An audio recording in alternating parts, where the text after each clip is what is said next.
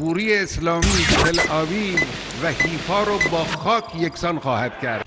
Large-scale military exercises called Chariot of Fire are being held at present in Israel, and it started this week, and it will last for a month, where actions are being practiced on several fronts at once, in the air, at sea, on land, and in cyberspace. And as confirmed by a number of reports, exercises of this scale are being held for the first time in 5 years. According to some rumors, during the exercise, a large-scale attack on Iran and its infrastructure with the participation of the United States Air Force will be simulated. More precisely, according to Israel, American planes will have to practice refueling Israeli fighter jets in the air.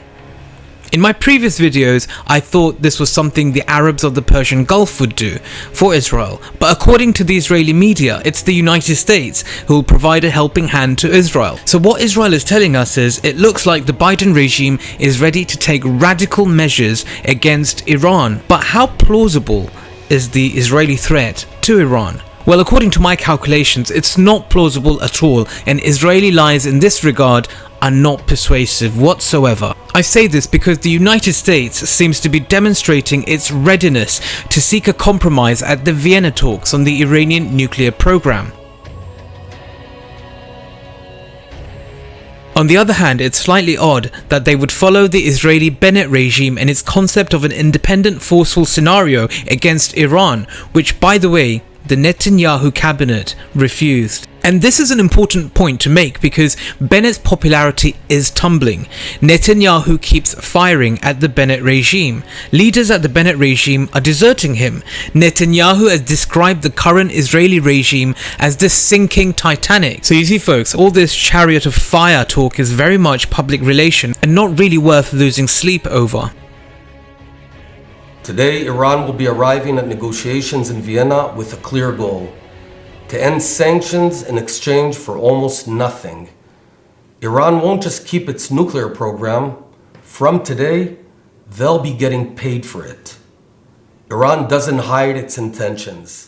Fact is, Israel can't attack Iran without the consent and support of the Americans. Israel will not dare to take such an action on its own, and the United States, especially taking into account the Ukrainian crisis, is forced to reckon with the real shifts that are taking place in West Asia.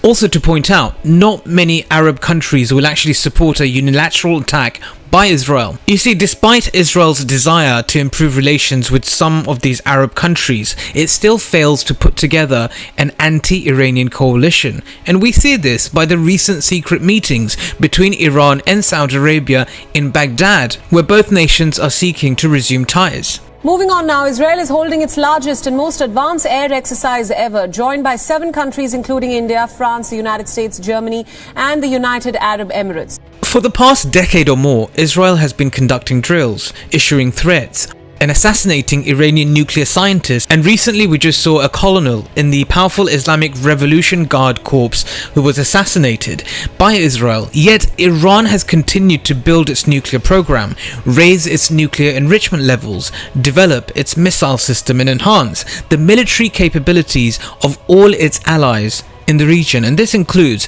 Hezbollah, Hamas, Islamic Jihad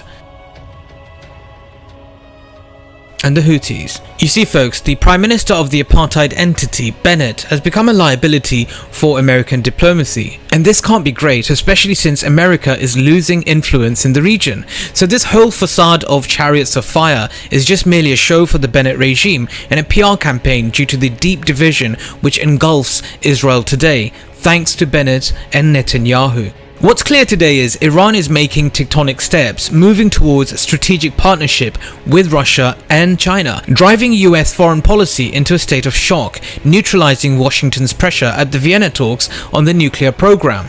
And Iran is no hurry to reach an agreement on the nuke deal with the United States. And if they do, the deal won't last, not for too long, more than a couple of years, if the current unpopular democratic regime of Joe Biden loses power. So time is on the Iranian side, especially with the US and its European allies embroiled in a costly war in Ukraine. The Americans would not be foolish enough to wage another parallel war in West Asia on behalf of Israel that pretends to be neutral over Ukraine, but then tries to play all sides, yes, the collective West and Russia. Israel can conduct all the military exercises it wants. It could even try to attack Iran in an attempt to destroy its nuclear facilities. But what would happen next? Would Iran and its allies in Lebanon, Gaza, Iraq, Yemen and Syria stand idly by and take the blow without retaliating? I don't need a crystal ball to tell you. They'd retaliate, and this will result in mass disorder and chaos in every single city in the occupied territories. If Israeli warplanes carry out air raids against Iran, they won't be able to return because there will be no airports left for them to land in. Understand from that what you will. گاهی سردمداران رژیم صهیونیستی ما رو تهدید هم میکنن، تهدید به حمله نظامی میکنن، اما به نظرم خودشون هم میدانند و اگر نمیدانند بدانند که اگر غلطی از اونها سر بزند جمهوری اسلامی تل آویو و حیفا رو با خاک یکسان خواهد کرد.